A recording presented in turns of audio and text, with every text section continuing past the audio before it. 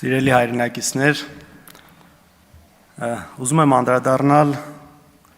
Նիկոլ Փաշինյանի անցած շաբաթվա հերթական հիսթերիայի նոպային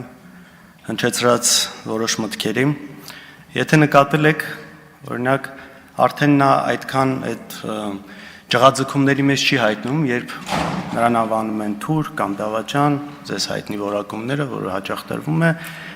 կարծես դրանից նա այդքան խնդիր այլևս չունի, միգուցե հասկանում է, որ այդ պիտակը այնքան է նրան կպել, որ այստեղ անիմաստ է պայքարել, բայց այդ կոռուպցիայի հարցը նրան բավական մտահոգում է եւ այստեղ երևի թե տեսնում է, որ դեռևս հնարավոր է ինչ-որ բան անել։ Ուրեմն ինչպես են որակում, երեք նայում է Սրբուհի Գալյանի հարցազրույցը, ասում է ընդդիմությունը սադրել է եւ եղել է սադրանքի պատասխան։ Իսկ սադրելը որն է, երբ որ ընդդիմադիր պատգամավորը հարց է բարձրացում, կոնկրետ հարց, որը պահանջում է պատասխան, ու այդ պատասխանը չի տրվում ու դրա տեղը այտենց շոր այդ ներվային հիստերիկ շարժումներն են լինում, որակումները, մեղադրանքները, սպառնալիքները։ Հիմա ուզում խոսել նոր գիտահավատարանի դեպքից, շատ հաճախ որտեղ մոռացվում է սկիզբը եւ վերջը, ինչ է ուրեմն տեղի ունեցել, ակտիվիստ Արթուր Չախոյանը խնդիր է տեսել մանկապարտեզի շինարարության հետ կապված, ծախսված գումարների, մսխումների հետ կապված, դրա մասին հարց է բարձրացնում, հետո հետևում է թաղապետի զանգը, սեռական բնույթի հայհոյանքները,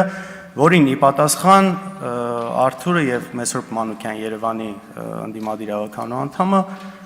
քաղաքական ակցիա են իրականացնում եւ այն ինչ ասել է թաղապետը շատ բան ձևով, պատկերավոր ձևով նկարի հետ կապված են անում եւ հաջորդ օրը բոլորիս հայտնի ծեծն է լինում։ Թաղապետը իր ընդունարանում ծեծում է Արթուր Չախոյանին։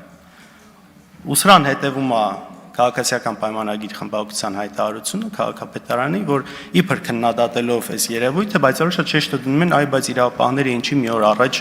չեն հստակ գնահատական տվել ու դրան արդեն հետևում այն, որ ի վերջո ավելի խիստ մեղադրանք է դրվում ծեծվողի վրա, քան այն մարդու վրա, ով ծեծել է։ Ու ինչ է ասում, հետաքրքիր է Նիկոլ Փաշինյանը դրա հետ կապված, ասում է դե ընդհանուր այսպես չընդունելով բռնությունը, ասում է դե մարդը կարող է ինքնատիրապետումը կորցնել։ Հիմա օրինակ երբ Արմեն Գրիգորյանը անհաջող միտք է արտահայտել ժամանակին, դրա դիմաց չեն ասել, մարդը կարող է սխալ արտահայտվել, այլ տարել են կալանքի ու ի վերջո այդ մարդը մահացել է դատարանի դահլիճում։ Երբ օրինակ գիտնական Ղարիբ Բաբայանը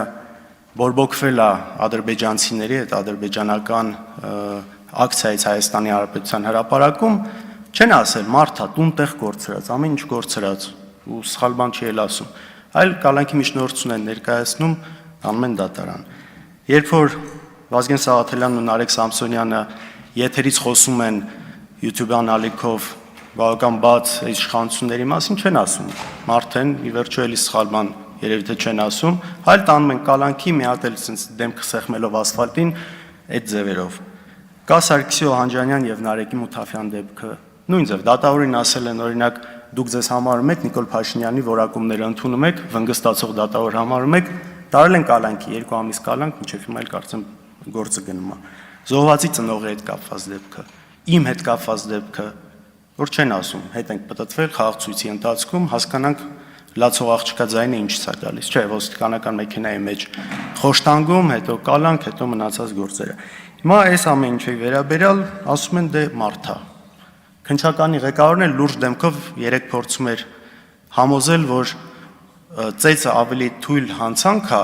այն ինչ արել են իրենք ավելի թույլ հանցանք է, քան օրինակ Սամվել Վարդանյանի դեպքը։ Հասկանում եք, սա լուրջ չի, այս երկակի ստանդարտները ուղղակի ճճացող են։ Ուզում եմ խոսել բանավեճի հետ կապված, անընդհատ երբ որ Նիկոլ Փաշինյանն ասում է նախագահները թող գան բանավիճեն։ Այս առաջարկը անելով Նիկոլ Փաշինյանը շատ լավ հասկանում է, որ խելքը գլխին մարդը չի գալու, չի բանավիճելու, որովհետև ու դրանով ուզում է ցույց տալ, որ այ տեսեք, եթե չեն գալիս, ուրեմն ես ճիշտ եմ։ Այսինքն դուք լուրջ մտածում եք, որ օրինակ հայրս, ով 2008 թվականից նախագահ չի հանդիսացել, պետք է գա եւ բանավիճի նրա շուրջ, թե 2023-ին Արցախը ով է հանձնել։ Լավ, սա դուք լուրջ եք համարում։ Կամ այսինքն լուրջ մտածում եք, որ 30 տարի բոլորը բանակցում էին Արցախը տալու հետ կապված, բայց այ մենակ հանճարեղ Նիկոլ Փաշինյանին է դա հաջողվել։ Արցախը տալու համար ընդամենը պետք է անել այն, ինչ դուք արել եք, ճանաչել այն Ադրբեջանի կազմում։ Պատկերացրեք, օրինակ ինչ որ մեկը ասում է լուսնի վրա կյանք կա, այ գիտնականներ, աստրոֆիզիկներ, եկեք բանավիճենք դրա շուրջ։ Նրանք ասեն, ու դու հիմար չես։ Ու ինքը ասի, այ տեսակ իրանք չեկան, ուրեմն ես ճիշտ էի։ Ասում է ամեն գյուղ գնում եմ, ամեն տեղ գնում են, ասում են ինչի Քոչարյանը նստած չի։ Դուք գիտեք մեզ ինչ են ասում, որ ինչ որ տեղեր են գնում։ Ասում են, այս անհայրենիք դավաճանների միջև հիմա ոնց է ազատության մեջ են մի բան էլ շարունակում են իշխանության մնալ։ Բայց ի տարբերություն շատ ասածների, այստեղ Նիկոլ Փաշինյանի ասածի մեջ ճշմարտություն կա եւ դա ունի պատճառ։ Ինչն է պատճառը, որովհետեւ տարիներ շարունակ շատ երկար, շատ մեծ ստի դոզա է այսպես տարածվել ամբողջ հանրության վրա եւ շատ բաներ մտել է շատերի գլուխը։ Եվ որ իրանց խմբակցության ԿՊ խմբակցության ղեկավարն ասում է մենք դրա հետ կապ չունենք, չէ, ունեք դուք կապ։ Նույն 4 միլիարդի հետ կապված, չգիտեմ, բանկեր, օդանավակայան, հանքեր, սպայկա, հիվանդանոց, ինչ սուտ ասես տարածվել է։ Ես չգիտեմ, մեր նորանկախ պատմության շրջանում ավելի շատ սուտ ու կեղծիք ու sense դեմոնիզացիա ինչ որ մեկի հանդեպ ավելի իրականացվել է, քան մեր հետ կապված։ Ու դուք եք դա տարածում։ Առաջինը այդ կեղծ նյութը արտատպել է Նիկոլ Փաշինյանի թերթը, Հայկական ժամանակը, հետո էլ հենց ինքը իր դատավորության ընթացքում դրա մասին բարձրաձայնում էր։ Այնպես որ սա միանշանակ է եւ հասկանալի է, որ մարդիկ ձեզնից լսել են տարիներ շարունակ դա, հիմա դուք 7 տարի է իշխանության եք, բարձր ձեզնից պիտի հարցնեմ, պիտի ասեն, ես բանն եք ասել, բա ինչ եղավ։ Հիմա եթե վաղը մենք լինենք իշխանության, բա մեզ են նույնը հարց տալու, եթե ձեր հետ կապված գործողություններ չլինեն։ Բնական է, չէ՞ դա։ Շատ բնական է։ Իհարկե պարկեշ կլիներ, որ ընդունեիք, ասեիք, գիտեք Ժողովուրդ ջան, սխալվել ենք ինչ որ հարցերում էլ չափազանցացված ա եղել այն ինչ որ մենք պատկերացրել ենք կամ տարածել ենք, բայց ձեզնից պարկեշություննակալը երևի միամիտնություն կլինի։ Անընդհատ կրկնվում է ապօրինի գույքի հետ կապված այն հայցը, որը մեր հետ կապված մուտք արվել դատարան 2 տարի առաջ։ Ժողովուրդ, ուզում եք ամեն անգամ կրկնեք սկզբից մինչև վերջ, վերջից սկիզբ, թվերը տարբեր ձևերով, դրանից էությունը չի փոխվում։ Այն ինչ դուք տարիներով մարդկանց ներարկել եք, առնվազն 50-ից 100 անգամ ավելի քիչ է, քան ինչ փաստացի կա։ Իսկ փաստացի կա այն, ինչը մենք միշտ